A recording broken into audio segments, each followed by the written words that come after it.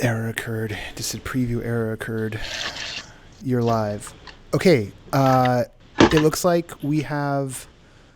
Yeah, whatever. We got a good connection. We have the audio. I've paused the preview.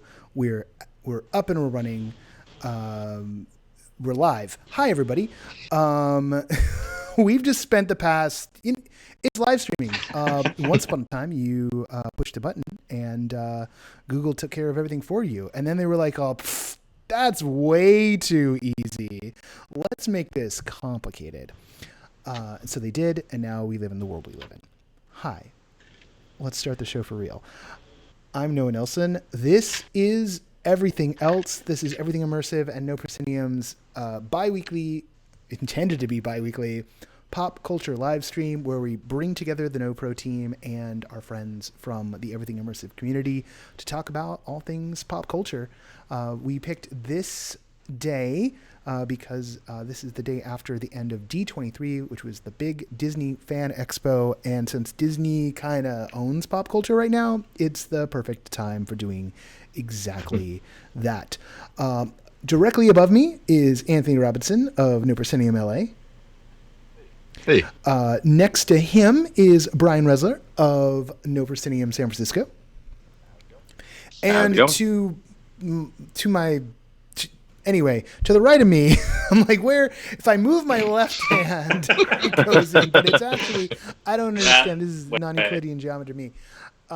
Is Ricky Brigante of Pseudonym Productions and one of the other admins of Everything Immersive. Hey, Ricky. Thanks for having me on. This is stuff we would talk about anyway. So we're just going to do this with the quote-unquote aid of technology, i.e. Watching technology completely, utterly destroy our ability to have a conversation. Whatever. We've got 4 big topics tonight. We've got D23. Wait, no, sorry. We've got Disney Plus. So many Disneys.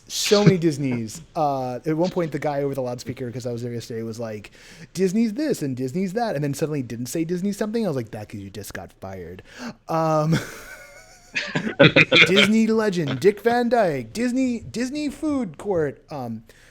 We've got Disney Plus. We're going to kick it off with Disney Plus. We're going to hit the movies, the parks, and from the parks, we'll slide into talking about Star Wars Galactic Star Cruiser, a.k.a. the Halcyon, a.k.a. it is not a hotel. That is the thing that the Imagineers want you to take away. This is not a hotel. But let's start with Disney Plus.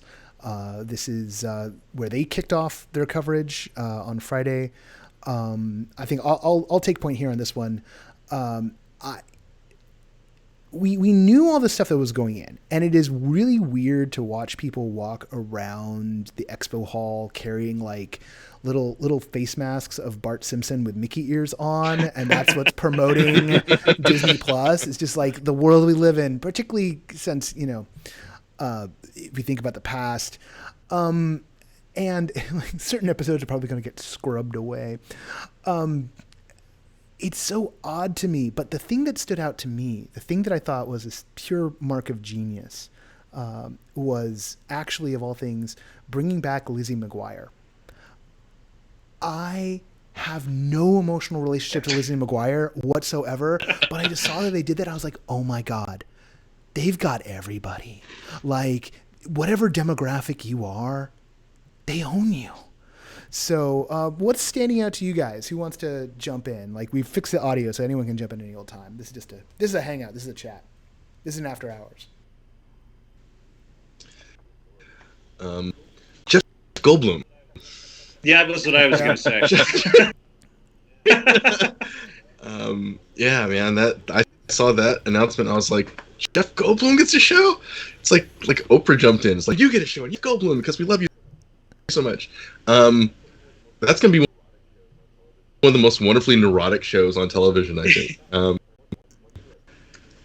Anybody thoughts? I want your guys' thoughts, because like my favorite moment, favorite Jeff at the situation with the movies, and he just made like a mouth sound that was fantastic. There's these videos going around. I mean, there's endless Goldblum videos online, and I feel like they just saw those videos and all of that. Let's just yeah. I mean, it's fascinating to watch what the strategy is, because they've got everything, right? They've got Star Wars, they've got Marvel, they've got the whole vault, they've got all the movies they've been making out of the animated show, out of the animated films. They've got everything that's on the Disney Channel, everything that was on Disney XD, just decades and decades of content. And have you got? I think one big question is going to be how much of that content ends up on it at first. Like, there's a ton of the vault that it's not clear if it's going to be live at launch, or if, there's this obscure stuff that I'm sure they have access to that we're kind of waiting to see if it's going to be on there. They're going to do everything all at once, right? Like, you look at what DC's been doing with DC Universe, which they haven't quite figured out, I don't think.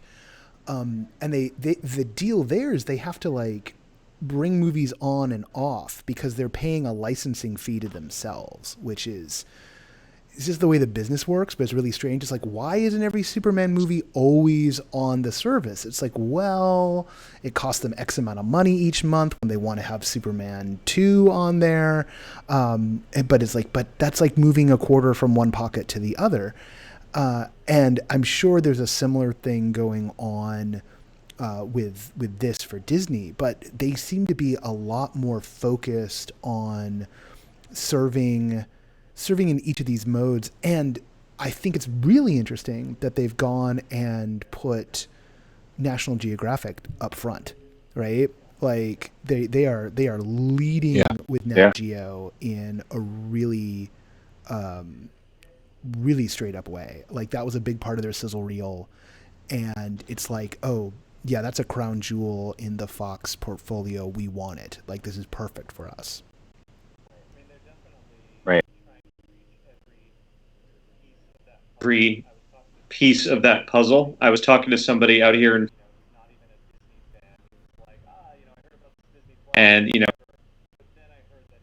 thing, whatever. But then I heard that ESPN was games and this and that. And I'm like, is in. Even if you don't care about Star Wars and Marvel, you got sports. I mean, I ironically feel like I don't want to supplement ESPN. Like, can it cost me $2 less if I don't have ESPN? Right.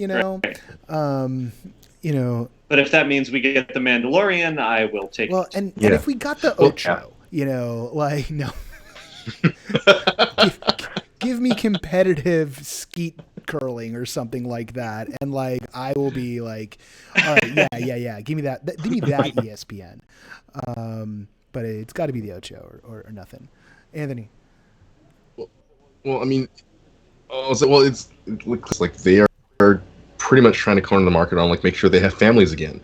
I mean, when way back in the early '80s, it was a family channel. It wasn't aimed for teens or tweens or little kids. It was something together. And that was the goal, that whole network. And over the years, much in compartmentalizing. It's been like, even when they made acquisitions. So ESPN was all sports, but it wasn't like a family sport network. You had Disney Plus. You had Disney XD. Dividing itself out from Disney Junior.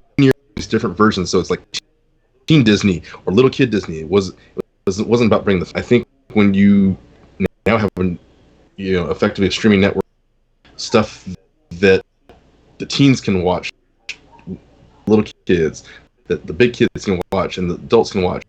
You are there on family viewing again, and that's a big deal. That's a really powerful strategy if you're looking at it that way. At the deal on how many signups you can have on a single account. I do know that there was an article going around about how they're looking to crack down on sharing. Sharing the passwords. I think it's for simultaneous streams. Yeah, is what I heard. Which that's a nuclear family, right? So that makes a lot of sense right there.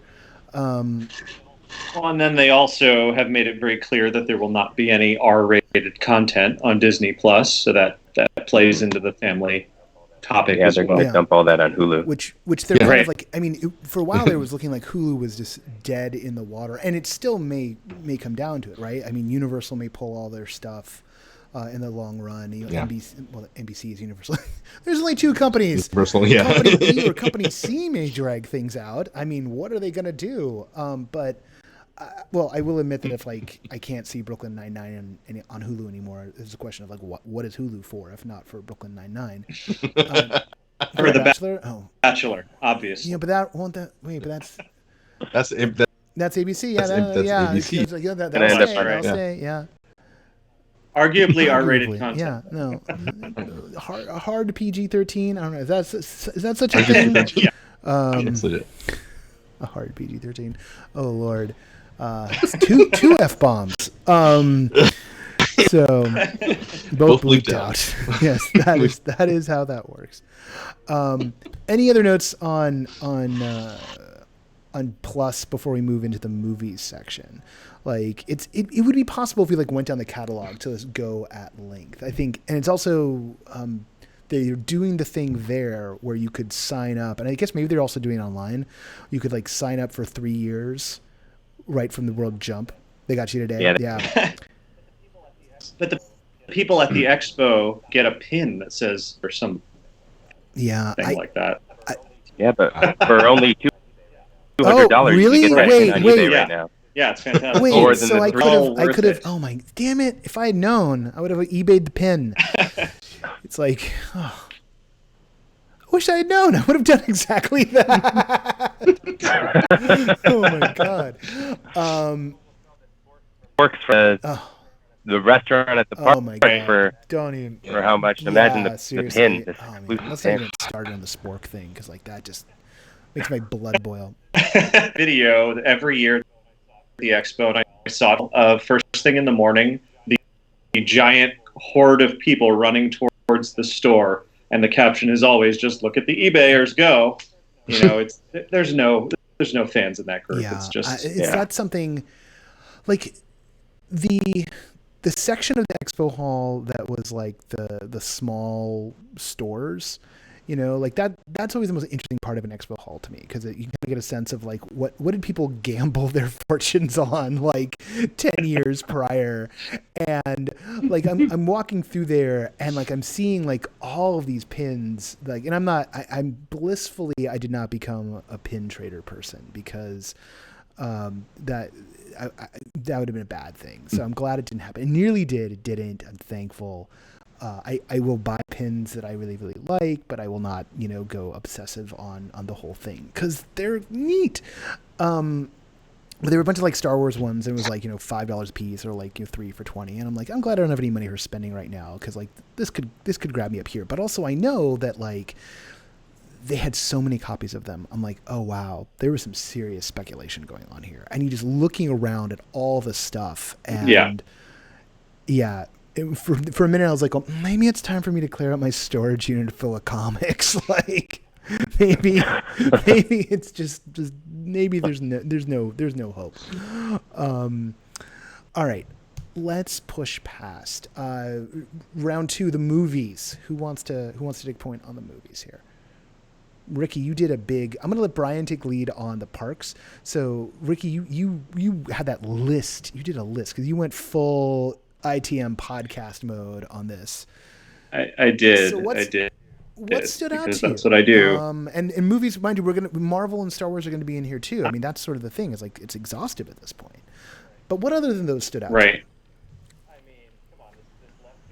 On this one of a Pixar movie about a jazz musician with Trent Reznor and Atticus Ross doing the score. That's just everything. That's going to be amazing. I'm nervous about that because I don't know if you know, but like 9 Inch Nails and saxophones usually do not go well together. Most of the Nin songs with the saxophone are really bad.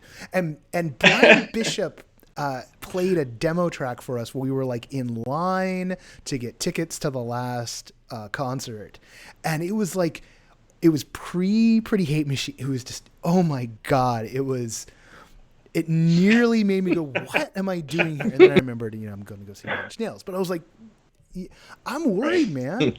Like I'm not worried. Because, dude, Yeah. like, you listen to enough Sky Jazz, dude. Like, it's like Charlie Bird all over the place, man. It's like, Trent Reznor, that's a match made in hell that's going to be perfect. I'm going to love it. I'm going to love it. And that movie's got Felicia Rashad. I mean, you got Felicia Rashad, what David Diggs, right? From and everybody's favorite NBC exec, all working together, and I mean that's gonna be one hell of a movie. I mean, just off the concept, like a big deep movie, and just listen to their that's Pixar is not afraid to go heavy, and this one's gonna get a little heavy, and I'm they do with that and with Reznor, on top of that. I mean, that's gonna be. Yeah, I mean, I will note, like, Pixar is sort of like bifurcated now, and there's one line of films that's sort of like the criers, and there's another line of films that's sort of like the kiddies, and is how I'm feeling it these days. With Toy Story sort of still straddling in the middle. I still haven't seen Toy Story 4 yet, but I think, and I mean, the last one I really liked was. Oh, no, the brains. The one that this director did, the director of Soul did, Inside Out. Inside Out. Like Yeah. that one just devastated me. It's a beautiful, beautiful, beautiful film. What about Coco? I Coco? didn't wind up seeing. Like it came in. Coco was good. It came in like November that year. Like it's sort of become like, I don't know. There's a weird thing with the rhythm of the Pixar stuff. Like some years things pop up at exactly the wrong time for me. And I mean, I love El Dia de los Muertos. So like, it was like, oh, this is up my alley. And then I still haven't seen it yet. I think it's on Netflix and I still haven't seen it. Like, it's on. It's definitely nothing else. The music alone. The story, maybe doesn't quite get where it needs to go, but it's visually definitely wonderful. And that's what there are, my favorite Disney films, Pixar or otherwise, that lean heavy the music. The Princess and the Frog, the music in that movie, I adore, and I feel like this saxophones or not, this marriage of like jazz and Trent Reznor, I'm so intrigued as to what that's going to sound like. Yeah, I'm curious. I'm terrified, but I'm curious. I guess probably that's a good place to put it. So we talked a lot about this Pixar one. I got a giggle out of Emma Stone as young Cruella. Like I saw that, I'm like, oh, let's go for it. Sure, like 70s punk Cruella DeVille. Why not? Yeah, I think my favorite. There was a guys. This is going to turn to like dads talking memes. There was a picture going around. The caption was, "Every time this is retweeted, a hot topic is opened." And it was like the promotional still from the thing. Oh yeah, I got Anthony. And I looked at it. It's like I was like, yep, that's probably accurate. Like you're sitting there going like, oh, I mean. So Box Lunch, which is like the family friendly like dad like Hot Topic, was like they had a booth inside the Expo, but then like and Hot Topic didn't. But like you go into a Hot Topic and a Hot Topic is 90% Disney goth, right? Like there's a whole like cottage industry inside Disney of Disney goth. I mean, there was Bats Day for many years, still around, and now what the new version of World of Color is going to have this like original goth teenager they're doing for Halloween. Yeah, I mean, as someone who like still goes to a goth nightclub, as someone who again like not just once but twice in the last tour of Nine Inch Nails when they were in town, right? Like I feel so weird about it. Because I love Nightmare Before Christmas, and like I get it, but it's like, man, it just feels like it's dialed in this very specific way. And like I think with that villainous character, someone was like, there was a sketch comparison going around to like Lydia from the Beetlejuice cartoon, and like side by side you put those two characters, and it's like same here. Okay, yeah, Yeah. like this is someone just forgot that card. Like no offense to the animators there, because like I know like there's a lot of work and a lot of love goes into it, but like you put those two side by side and like oh yeah, it's like, and it's not just because there aren't that many places to go with like a goth silhouette or like a goth hairstyle. It's like no, there's plenty of places to go, like a ton. Yeah, it's I don't know, but there you go. 1,000 hot topics born. Lightning round. Speaking of stores, in the chat, nice segue. In the chat ahead of it, they're laughing because in the chat ahead of time, we were cracking wise about the Target. Target got to. That is Ricky. it. Ricky, you wanna go in on Target here for a second?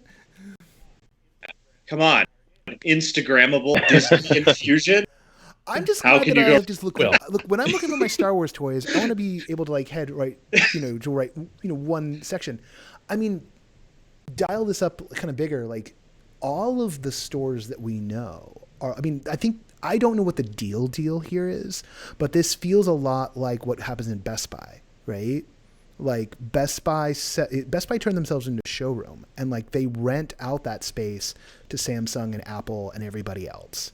I think the thing that was surprising to me about the Target deal was they announced that they're going to be in like 40 stores at like 25 or 40 stores at start, and then like by the end of the year 75.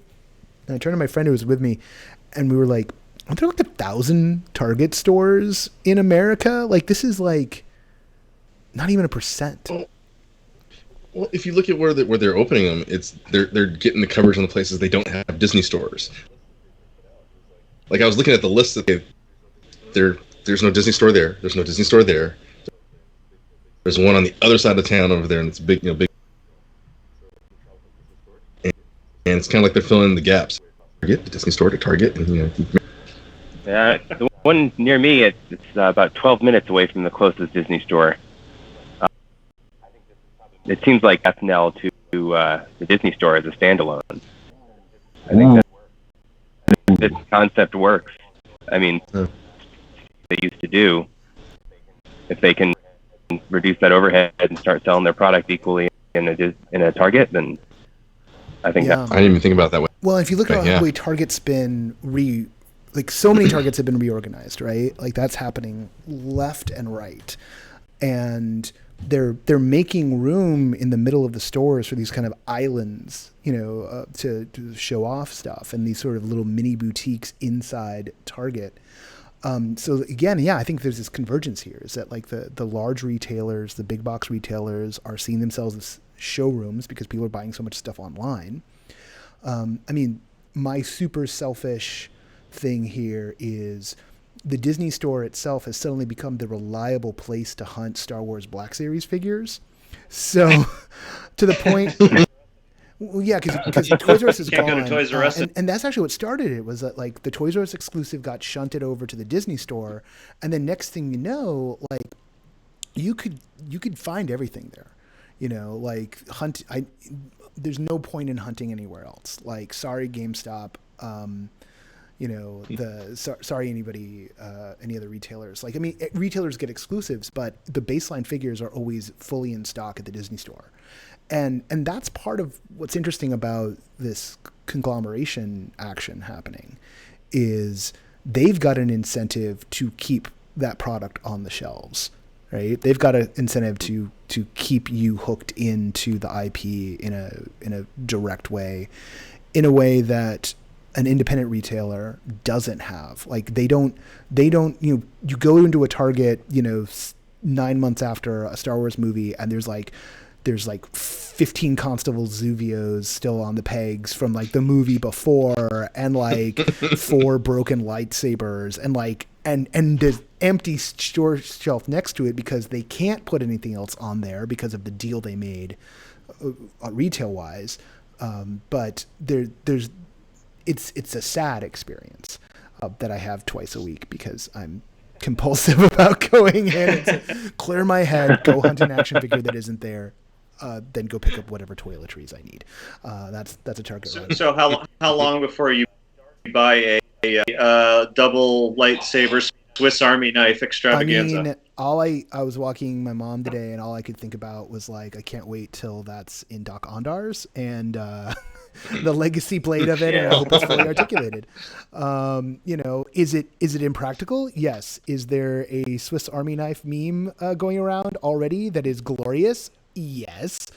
Oh yeah. Did I audibly gasp at 7:30 in the morning when I woke up and someone had texted me the thing because they knew I wanted to see it, and I opened it up? I audibly gasped. I had had it described to me. I still audibly gasped because I'm just like, this is just insane. We'll get there. We'll get there. Circling back, any other movies? There's a small Arvel, I believe is the name of the studio, that little business unit of Disney that makes those indie movies. Arvel. Yeah. Yeah. There's what all? There's too much. That's all I took out this weekend. And what are we looking at? We're looking at Black Panther 2. We've got The Eternals with some of everybody in it. Angela Lee is in Maddox The is going to be in? As well as Angelina? Yeah. No, it's Angelina. Was it Angelina? It is. Yeah. Angelina. Okay. I was. I don't know if Maddox Jolie acts, but yeah. That's coming out. I was excited to see. I'm curious to see how they do that as a live, because they're doing a movie based off of a ride that was based off of a movie. It was the African Queen, the old Hepburn movie, and that was the inspiration for the original ride. So it's kind of like this weird full circle thing, and from the description of that movie, it's kind of a rethinking of African Queen almost. Disney magic. With magic, because it's Disney. And a little bit of Disney magic. Sorry. might have been in a keynote there for an hour and a half yesterday. Might be drilled into my brain and. Yep.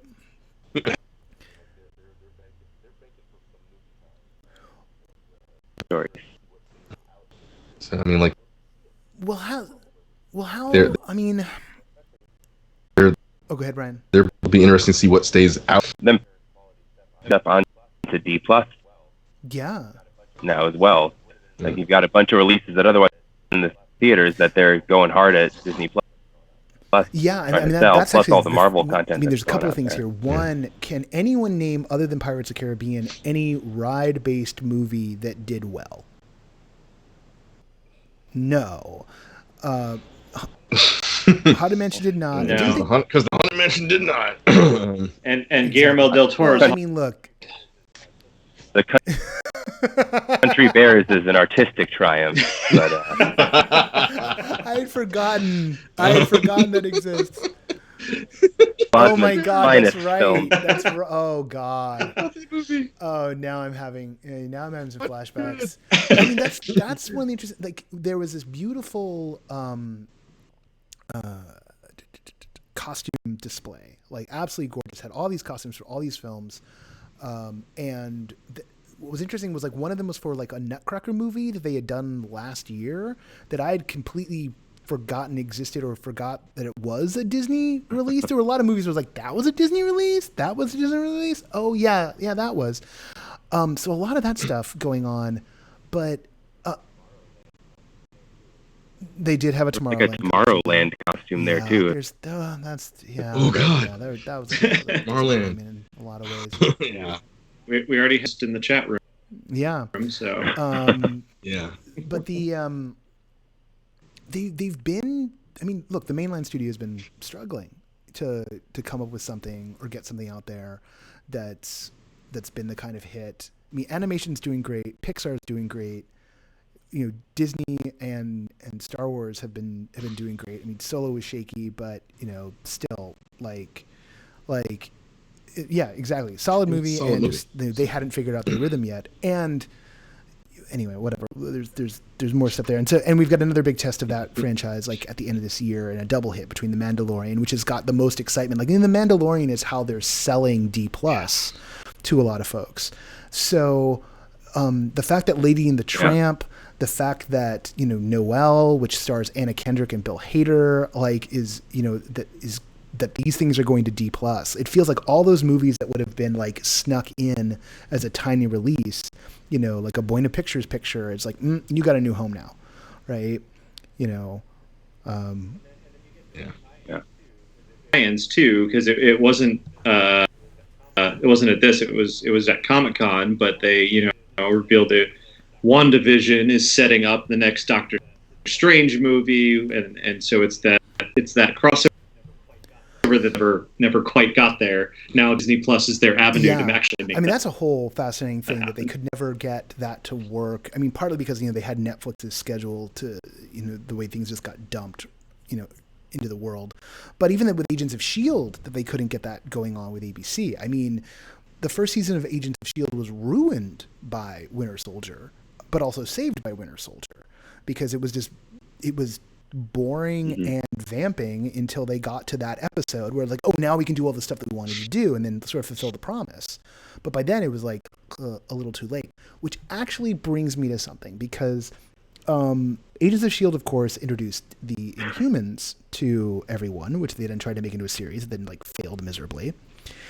And part of that, I think, is that not that many people knew who the Inhumans were or really cared. And trying to do Inhumans on a budget, trying to do Kirby on a budget is maybe not the best idea in the world.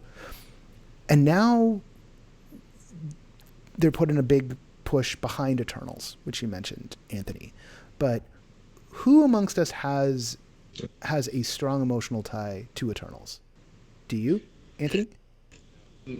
No, I don't. No. Brian? No, because Brian, that's like niche. Do you know who the Eternals are? Ricky? I can't say that I do, but I also didn't know who the Guardians of the Galaxy were about 4 years ago. So I barely know who the Avengers are prior to the movie, so I'm the last person to talk to. The Avengers, of course, are like the C-list heroes at Marvel until they made them. And if you go back 10 years ago, 11 years ago now, and you say, hey, they're going to make an Iron Man movie with Robert Downey Jr., and it's like, he's out of rehab, really?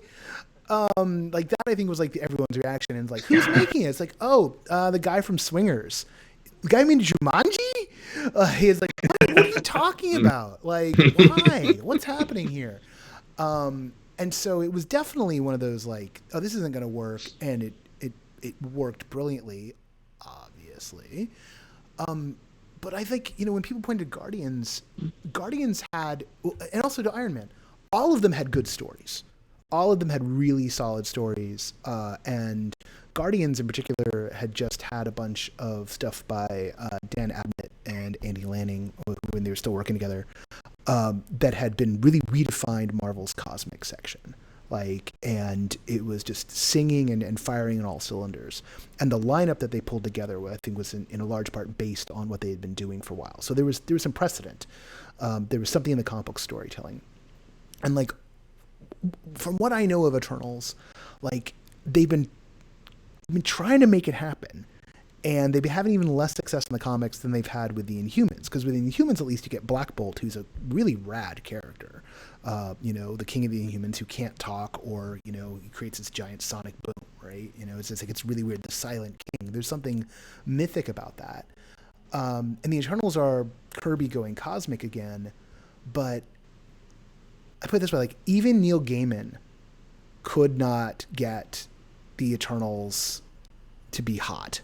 Right? Like, they gave that book to him to play with, like, over a decade ago, and, like, nothing happened with it. So, I mean, more power to them if they can make that one work, but it does feel to me almost like they're like, well, we didn't have the Fox deal in yet, and, like, we already botched it with Inhumans, so we need a team thing, but everyone's contract just expired, so, and we used Defenders on, on Netflix, and like I guess we could go with Champions if we wanted to, but like, or we could just go. But we want to like not fatigue everybody on Avengers, so it really it's this gamble that. It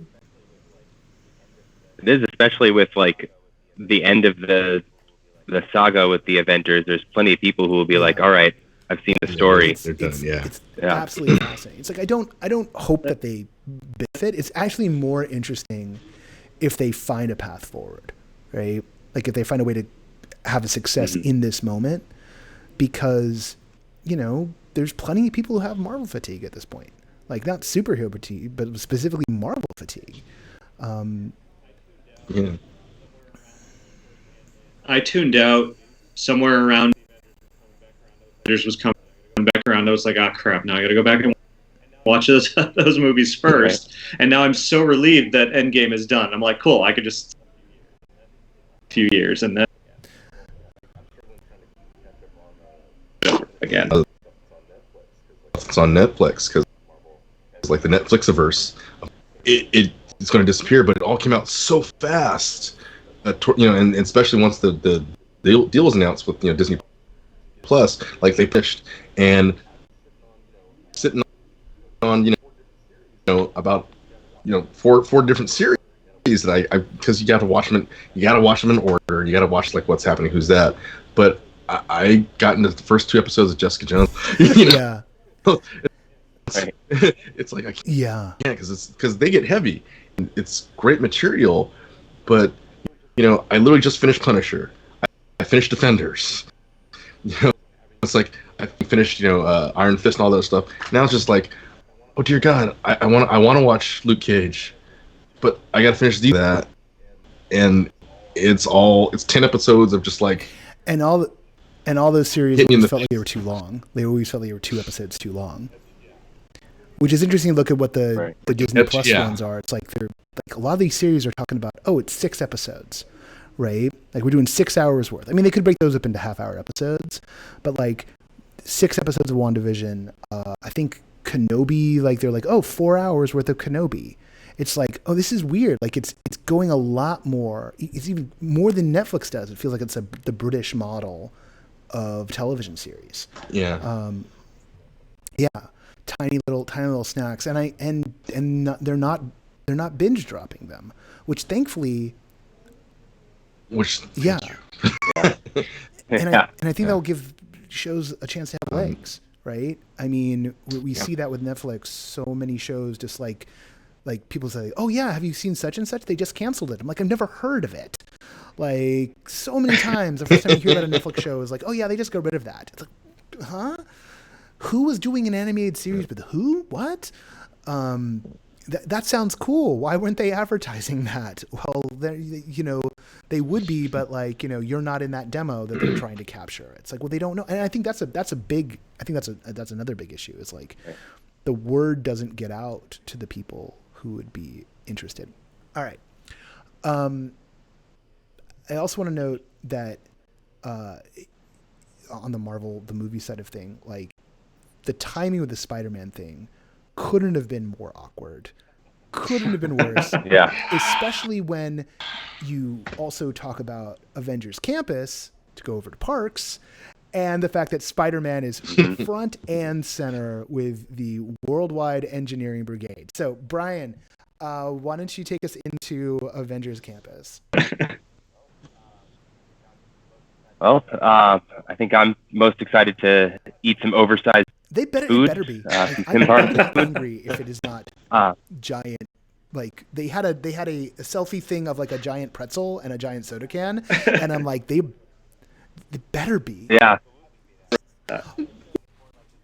I have a feeling it's all kind of like the Ratatouille restaurant in Paris, where it's like you're probably you're supposed to be the small one. But oh man, if you could get like a giant piece of food. Well, also, they're going to charge you giant prices for really be a miniature, exactly. hamburger, and then a slider, and then a normal sized hamburger, and they're going to come out as a flight, right? Yeah. I don't know if it's actually going to be, but I'm giving that one. I'm on giving board one for to that. free. Yeah. Yeah, I want a Pim burger. So. I'm But other than that, decorate overs from it's Bugs Land. yeah, that's the first thing I read. It's like, wait, it's a Bugs Land decorations. Bugs Land. Rethemed. Wow. Rethemed, yeah. That is efficient. That is super efficient, though. Yeah. Plenty of beats with Spider-Man stuff being like, up, that the bugs are coming back. Oh yeah. Oh. So, Interesting area. I mean, there's not that much detail about several of their. They highlighted the Spider-Man thing, which was strange, but then there were really no details about the one that goes to the Quinjet. yeah, the art. Ride, The art there looked A lot of interesting for that Phase 2 ride, because it looked like you were in a Quinjet in a ride vehicle, like all together, and then at the end, it looked like you were in individually articulated seats. So like I was having visions of like, oh, is this like Harry Potter meets Soren, but like we're gonna individually articulate these jetpacks for you, and like something like kind of along the lines of the Pandora on the Banshees, but with the same kind of giant screen. Yeah, and there's setup definitely as, that big Soren. the show building for it looks like a big box. So they're not aggressively. It's not like Rise where it's clearly like something massive is going on. It feels like it's a much more contained footprint. Also, where they're wedging it, there's no room. Like I think they're getting rid of like the fire lane or something like that. Like that's what it feels like.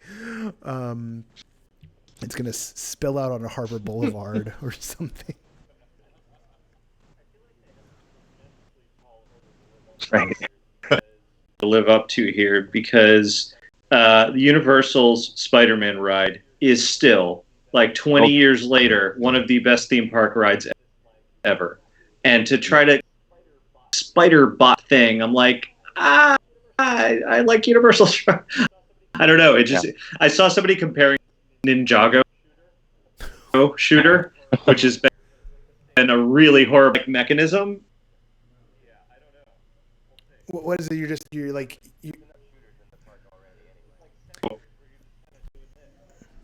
Yeah. Oh, Yeah, I don't know. See, like, and that's the thing is like, I mean, how many? And that's one of the problems like VR right now is like every other game is like a shooting gallery game, and I mean, I love Toy Story Midway Mania as much as the next guy. It's great, but like the idea of like spending 90 minutes for a shooting gallery, in line is like, no, like I don't want to. I'll spend the 3 hours for Cars Land instead. Like that's it's there's physical stuff, like the idea of. And I had this one thought when I was watching the, what do you call it, the presentation, where it's like, oh, the spider bots get into the park, and I was almost like, oh, what'd be cool is if somehow this was an AR thing, like if the video they were showing you was somehow being like live fed in, and they were just like drawing the bots over what was really going on outside. But I know they're not gonna do that. Like, I doubt it. The Iron Man ride in Hong Kong, it's not it's a later ride that goes out into Hong Kong Disneyland and then out into Hong Kong proper, like in that area. It's not AR, it's not real time, but it is kind of integrated into the area. And I think that's and I think that's what they're thinking of, particularly when they drop the I word. Which we have not used in this entire podcast yet, this live stream, amazingly. That blurring of the line between the fantasy and the reality, just the fact that it's like, that it's there at all, that there's like that kind of effort happening. Because they are talking about Avengers Campus as being this immersive world. And I don't know, like, I mean, other than like, Pim Restaurant, I don't know if there's something. It feels like there's a lot. I guess partly it's because of the way that there's maybe less going on at Galaxy's Edge than I think we all like were hoping for, or we're kind of primed to expect in terms of character stuff that was going on, or kind of alternate reality gaming that was going on. Like a lot of that got shown to, it felt like, to the data pads. Like that's where the secrets of the stories are. Like when you look and you see like a piece of concept art, and like Black Widow and Captain America are like running along a the rooftops, and you're like, oh yeah, that's exactly what should be happening on Avengers Campus. But I'm like, are they really going to do a stunt show on the rooftops up there where they're like fighting, Hydra people or whatnot? I mean, that's exactly what people were talking about. That was Edge. You were going to have like Jedi's bouncing off the lasers, and and then none of that. It happened once at a press preview. Right. And it feels like the kind of thing that everyone would love. In a way, I don't know, maybe the pressure can get there, right? I mean, I understand it's expensive. Like paying people is expensive, and it's a lot more reassuring to just have a ride system that you don't have to rely upon humans, faulty humans to, be the thing. But there's something thrilling about watching it come to life, Anyway. Here's what's dangerous, though. It's what you said earlier, is the expectations. Because even with this Marvel land, it was when the Guardians ran off to the side that was the Avengers hatch. And they made a big something's coming. And then, we're going to have this connected story universe between overseas and here. They mentioned that again at the Expo. And I feel like all of these promises are being under-delivered. Like, if we didn't expect these wild, connected things, it would be like, all right. But your imagination starts to go. I mean, you're like, oh, they could do this and that, and then they panel. There was like the women behind Galaxy's Edge panel, and there was some really interesting stuff in there that isn't pertinent to this exact conversation, but they found a lot of sort of joy in the fact that people are picking up what they're laying down and running with it themselves, and whether that's like the folks who are kit bashing data pads, right? Like that whole movement. I got a shout out from the stage, right? And I know that Nick was in the audience and he got a shout out. So the leader of the movement was in there, and there's all that stuff happening. And they've sort of built a playground for people. And I think they maybe now understand that that's what they should be building and delivering on. I think there's something to the idea of they can model how people are supposed to play. And it feels like some of that stuff is sort of happening, right? With Vi, interacting with folks, and some of the emergent stuff that seems to be occurring. And there's also this little shred of hope in me that because there's so much that seems to be going on with the story relating to Rise of the Resistance, like in the sizzle reel they have for GE now, which has Rise in it. Vi showed up and she's in hologram form and she's giving you the mission. And it's she really is a signature character for the land. And, if you're going to dive deep enough in, you're going to know who she is, and you're also going to get to see her outside. And that may encourage more people to kind of flock to her the way they flock to Rey. So maybe it's that other shoe dropping that's going to kick off a few things. Because the story can't fully be told right now. Yeah. I think it's going to give a linear story to the land that it doesn't have right now. It's got plenty of theming and little s a linear plot. I think that Rise is because we're there and we've cracked into it, and I think we could riff more on Rise right now because the sizzle reel was amazing, and there were moments in the sizzle reel that I was like, I wish I hadn't seen that. There's a very particular moment where I was like, I don't know, why did you show me that? Yeah. No. Yeah, I think we all do. Yeah, I'm not gonna say what it is. I'm just don't watch the sizzle reel. Same reaction. You know that there are AT-ATs, there's stormtroopers. That's all you need to know. There's a thing that happens where it's just oh, please, no. don't spoil that. I've been assured that there's even better stuff. It's like, oh, that's nothing, and I'm like, are you sure that's nothing? Because that was a lot of stuff. But the thing that got held pretty late in the park's setup itself was the Halcyon, Star Wars Galactic Star Cruiser. Whatever you do not call it. Don't call it a hotel. It hasn't been here at all. That doesn't work. Sorry, I apologize. This is an interesting. So I don't know, Ricky. Why don't you wanna take us through the rumors, the realities? Go into full, because your notes there's like 17 notes on this in your notes in the Slack. We're gonna go over. I mean, there's a lot to dig we're like 7 minutes into ago, here. It is. Yeah. Do this. Right. It is not a hotel. I mean, you sleep there. That's as far as. I mean, will we be as able the to hotel sleep, bit. I mean, they've now said it's definitely. I've been up for 2 days straight Star Warsing. So the price are going to be asking for it. I'm not sleeping. Thank God it's in Florida. So. Yeah. So we didn't know for sure until this weekend that it was. Yeah, like there was always right. Like that was really always unclear, speculated. I mean, and still kind of unclear what the actual value proposition is. But like, at a certain point it was clear, like, oh, it's going to be a package deal.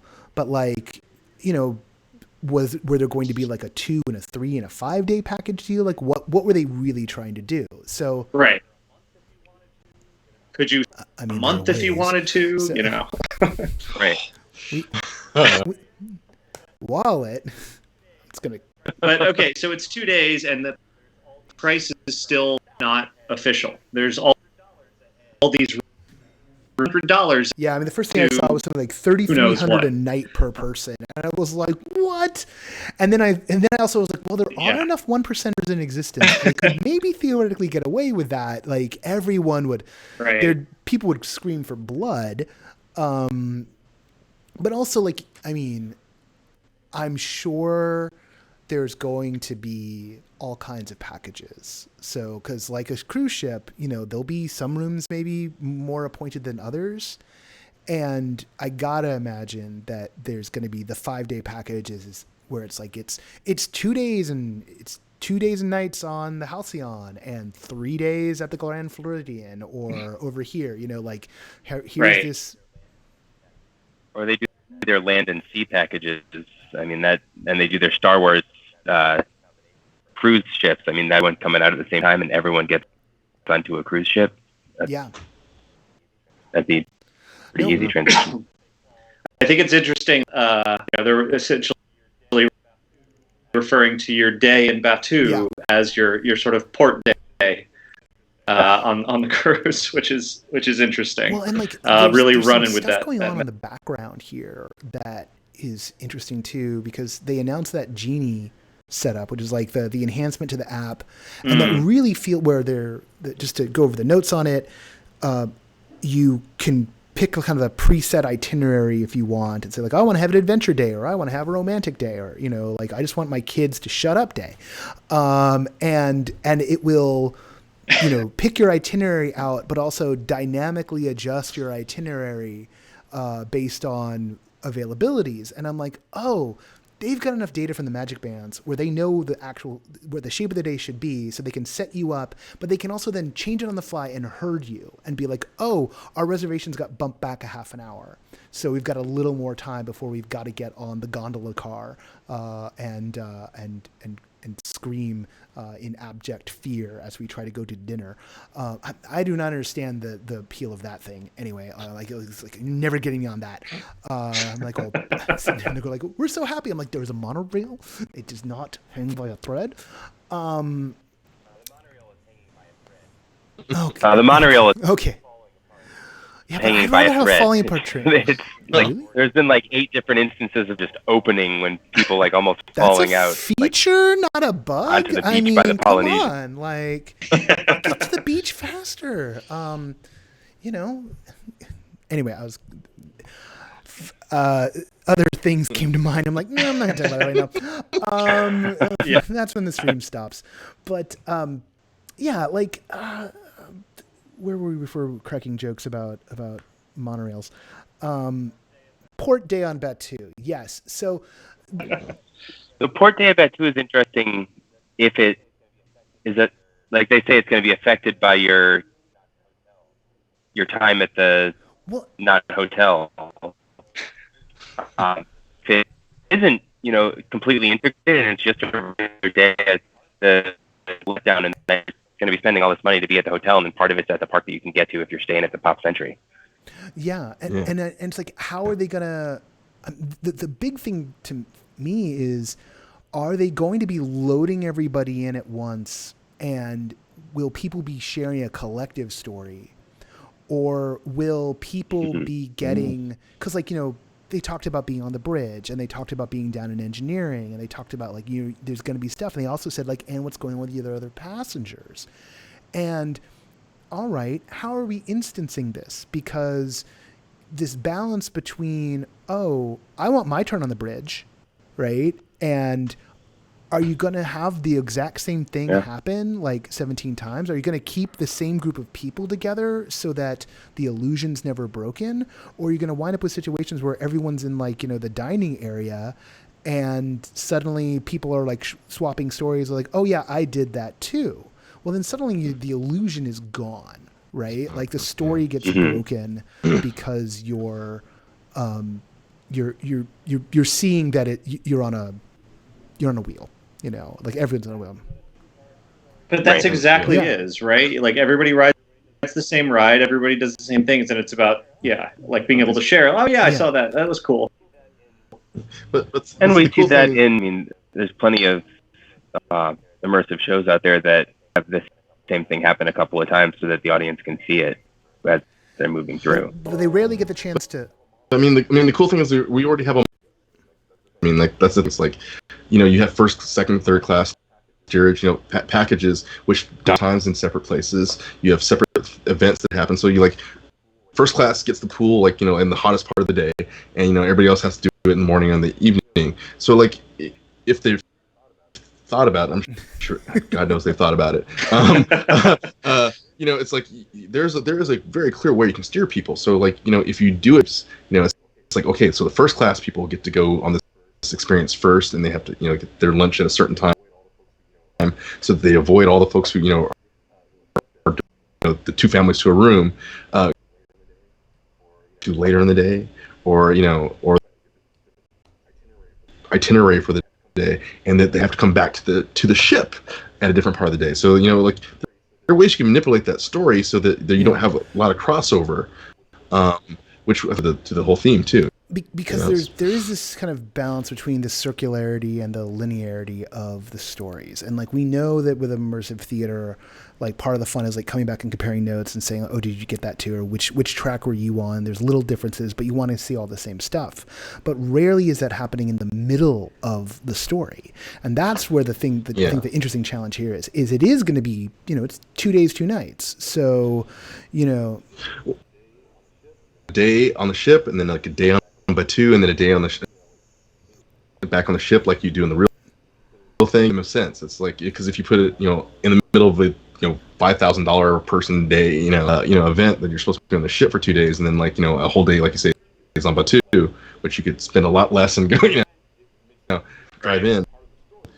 Story, you put it in the middle, so it's a 2-day venture on the ship, but it's actually a 3-day package. That makes sense. If you really think that's, if you've got breakfast, lunch, and dinner, you got 8 hours of sleep, you got wandering time, you probably use interactive moments on the ship. You dump people out for, like you said, 6 hours into Batu. That's a a quarter of your time there, right there. So yeah, there's how they're going to plan for the people who want everything and more.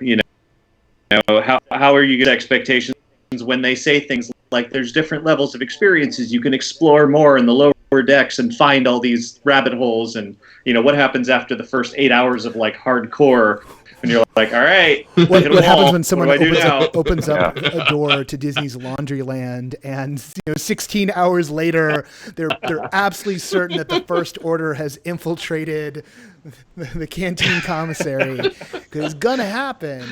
Like we know immersive people will follow actors home. Yeah. It's like, I am a janitor, ma'am. I am a janitor. I live in Kissimmee.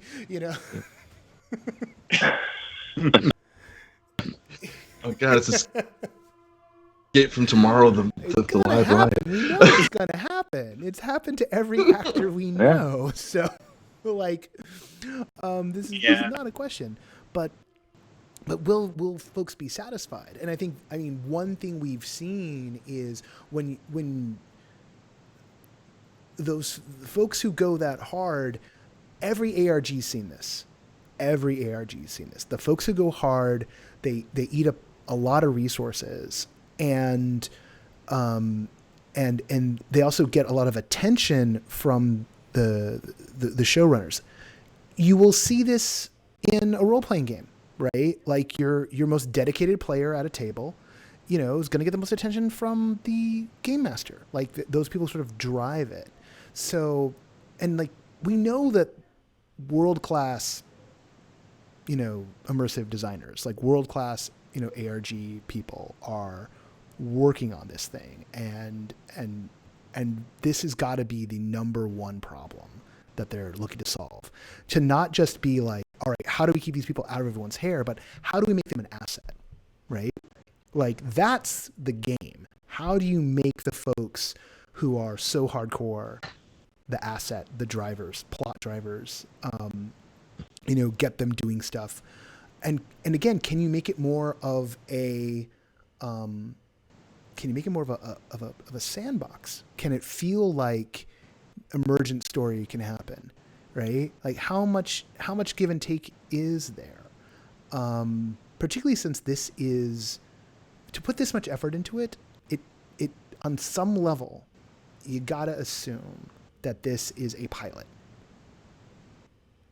That this is a test to see, can we do this elsewhere? How much space do we need? Just making sure that crowd is happy, but making sure that crowd doesn't make others unhappy, and that the same lightsaber interaction works for them as it does for grandma, as it does for the 4-year-old. Which is really daunting. They showed off the lightsaber remote thing, and given that that's a big part of the replayability of Vader Immortal, I was actually excited. I was like, oh boy, and will any of those designs kind of make their way in? And something like that, difficulty levels are one thing you can play with, right? You just we're just going to ramp this up and keep on making it harder for you, and then you're fine. And then grandma can just hold the lightsaber and pew pew, and she's done, But if someone wants it's almost it's like a sporting challenge, right? It's like a cruise ship thing. It's that's what the shuffleboard's going to be, instead of shuffleboard, it's lightsaber remote, and the Millennium Falcon ride, and you see already that I'm sure they're learning from that, but you already see the hardcore people, it's not enough for them, and who don't play video games just look at it and go, I don't know what to do with this. Else is kind of Well, I also I think with the Falcon, it wasn't until the fourth or fifth time that I started to understand the gunner spot, and that there was a way to play it deeply without staring at the wall the entire time, and being this sucks. I want to look out there, but I'm staring at this wall because I've got a control panel here. I've got a man. And then you start to go no, this is designed for you to look forward. I just keep your hand on these buttons. The design is there, but you've got no tutorial time. The only way to learn it is you got to go on it and go well, what does that button do? Oh, cool. All right. Then you come back. Oh, great. And it starts to reward you for experientially for coming back. You start to learn the positions, which is nice.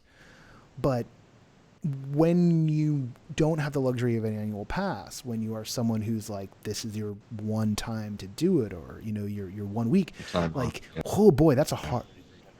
Or you're in a $3,300 hotel room. Like, it's like, oh, like I didn't read the manual, you know, like, you know, and you don't have that Skywalker level ability to go like, oh, I know what to do. This is mechanical. Let's go. You know? Again, these are, and it's weird because, you know, like the design choices get bent a little bit based off, you know, certain types of feedback. And this is true with like any kind of interactive design, right? You know, the hard thing is getting those fresh eyes in to test, right?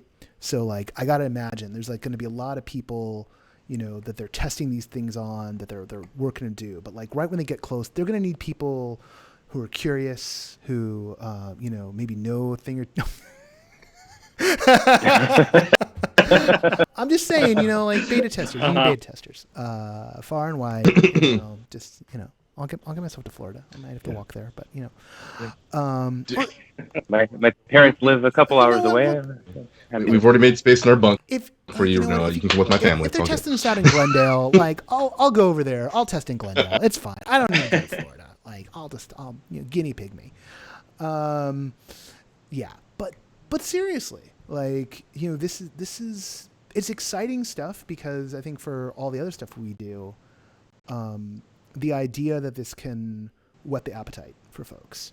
And I do think we are seeing it's, you know, things aren't necessarily working for everybody the way we might want, but I think we are seeing people wanting a little more depth, which is one of the interesting things on the Women of Galaxy's Edge panel was the DOPS for Disneyland was mentioning that the cast members who aren't in Galaxy's Edge were asking about like, oh, hey, can we have some of that stuff? Can we have things like Bright Suns? Can we have our own lingo? Can we start to have like a culture in our land? Can we start developing the Bible here a little bit more? Which on the one hand completely reminded me of Down and Out in the Magic Kingdom and the way, like, you know, the different rides would like develop their own cultures and like rivalries, but also and made me think about like, oh, like how different is Batuu in Florida going to be to Batuu in California, right? Like, will they kind of develop in slightly parallel tracks, and will there always be kind of a little rivalry about which one, how things get handled? But this idea that once you kind of introduce these ideas of interactivity and of immersion being something that happens between people as well as around them, that you can't really put that idea back in the box. Like it's a before and after. It changes everything. Even when the execution isn't necessarily everything that the marketing team said it was going to be.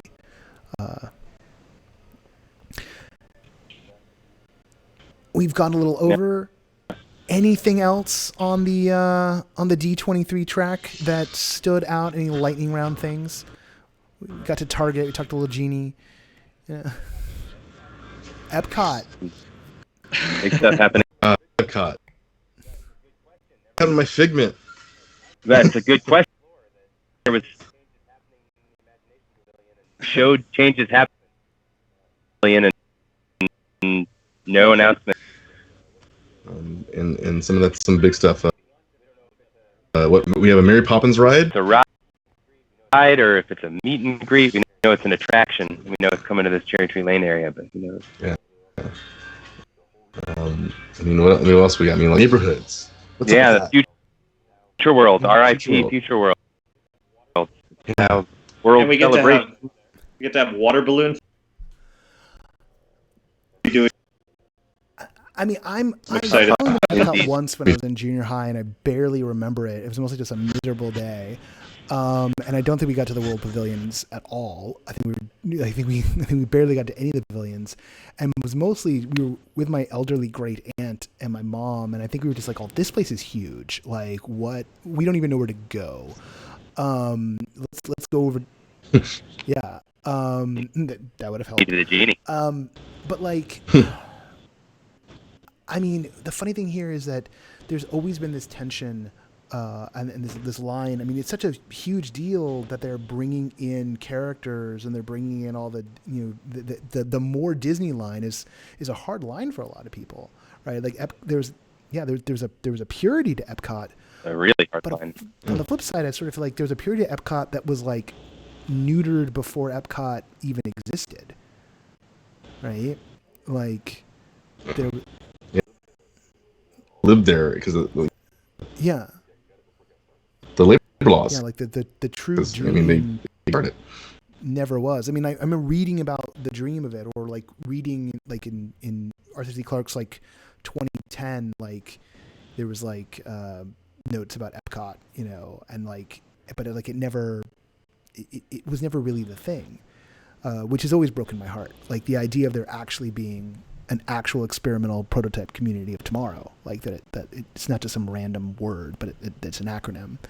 And that idea that there isn't a vision, I think that might be the weirdest thing to me. Is like it doesn't really feel like there's a vision of what the world could be in here. Like there's talk about possibility and everything, and there's some interesting spots, but I don't know. They've gotten rid of that completely. I mean, there's going to be no more future world. It's all these other worlds, and it is fantasy, and Spaceship Earth being following the magical story light, which is I don't even know what that means, but it's no longer Jeremy Irons or even Judi Dench. It's fantasy. I don't know. It's Magic Kingdom 2.0. Yeah. I mean that. I've studied Disney. I mean, I wrote my senior thesis on It's a Small World. I'm not kidding. Of what has done this weird balance between money and vision. It's like the money versus vision, and right world is the way that the company is. There are certain parts of that vision that have been just thrown out. What I mean, partly so that the company can live, but I think in part, I mean, shame, because like the whole idea of, like you said, the experimental prototype community tomorrow was that it was what we hoped our vision was going to be. I mean, that was the idea. That was what we wanted the world to be. It was supposed to be this beautiful alien around. It is one world together in one spot. When you look at it from an economic perspective of like, how do we make this work financially? Finances first, and then vision. It kind of takes something away. And I'm an old school Disney purist. I'm one of those guys who wrote in the petition when they were talking about taking out Great Moments with Mr. Lincoln. I threw a fit. But it's very much that thing. It's like there is, I want. It's like when you enter these gates, you're into the world. Tomorrow, yesterday, and fantasy, and even with Star Wars lines, that's verse 3 of them at one time. It's like yesterday and fantasy. And when you start stripping away things that feed into that, to me, it comes a little bit further away from Walt's vision. And I know he was a money man. I mean, don't get me wrong, Walt was a money man. I mean, everything that Elias instilled money, but at the same time, the guy had an idea. I mean, the guy had an idea, and I want to see us. I would love to see the parks as a not company walk is away. that tension between the relentless, pure capitalism that executes sharper than any other company ever, particularly like, look, were there the fallow years, like after Walt, before Michael Eisner, and then kind of like after Eisner, before Iger? Like, yeah, there have been these drops in the line, but like inevitably, and are we looking at I mean, the post Iger era has been delayed like what, twice now, Ricky? Twice, right? So 3 Twice now. times. So like, Yeah. and somewhere deep down inside, like there's a part of him who doesn't want to step away, right? Like, I'd be almost, I would not be shocked on some level. It's just like, well, that generation of junior executives have walked away because Bob's like, there's one more thing I want to buy, America. So, or he's just like, oh, you know what? I bought Greenland. So Denmark sold it to me. So, yeah. No, Björkland is coming. No, that's Iceland. I know it's Iceland. I know. He bought them both. So like, they've always had this thing, and like Epcot's a weird thing because its theme was like you talked about. It was like this theme of like a vision of tomorrow, the theme of the vision of like humanity. It's like there's something that could almost be religious about, like this like techno utopian, like thing happening, and that DNA seems to like that drive, that idea beyond kind of like the simple version of it is like, oh, be good and like celebrate diversity, doesn't seem to be a driving force like right now, and as a theme park, that a theme park that is the theme, what to do with it when you don't feel that mode anymore. It's particularly when you've got this machine to like serve all these folks. And the fact that the World Showcase sort of felt like, it's an efficient family vacation. It's like, why go around the world when you can just, go around the lake, go around the lagoon, and then you're done. You're good. Right. I mean, that was Todd's article the other day for the LA Times. The theme in theme park is slipping away, and it's just becoming IP land, IP park. And I think that's and maybe that's not a bad thing. Maybe people don't want that anymore. Maybe new generations want these things, but it's this weird place in theme parks where when original ideas hit the park, ooh, what is that? I don't remember that from a movie. But then when they put the IPs in there, you're like, oh, I want more original ideas. It's just, I don't know. Something's not quite for everyone. I heard it described as a blog. Theme parks are becoming a mixtape when they used to be an album. And pretty spot on. Well, that feels like a decent place to leave it. Folks, this has been our first, and once we push a button, find out whether or not it's actually successful, because this could have been a Skype call we just did, that we're just talking to ourselves. Who knows? This has been our first everything else stream.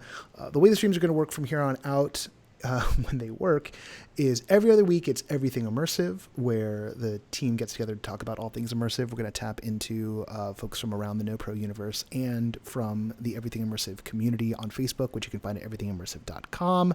No Proscenium, of course, is at noproscenium.com. And then every other week we're going to focus on some aspect of pop culture. We won't usually be fully focused on one thing, but I do believe one of our next episodes is fully focused on Galaxy's Edge, to talk about all the transmedia elements, because there have been a bunch of books that have just come out, and a bunch of us have read them. So we're going to get into the storytelling of Batuu. And then I promise you, we will not do anything else about Galaxy's Edge until January of 2020, when everyone's had a chance to go on the other ride. We will retire it.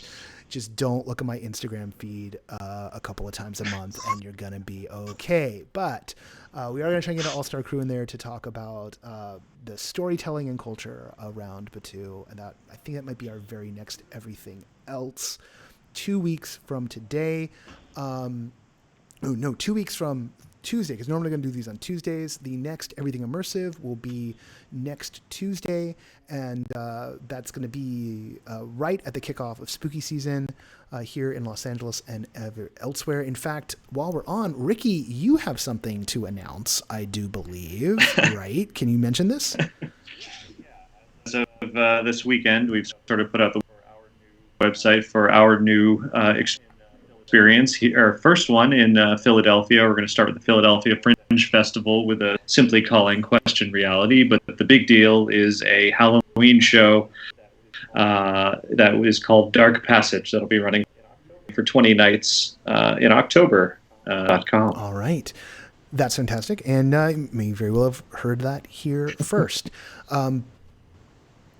You know how to find us. Go to noproscenium.com to get everything. You can check out Ricky's work at Pseudonym Productions.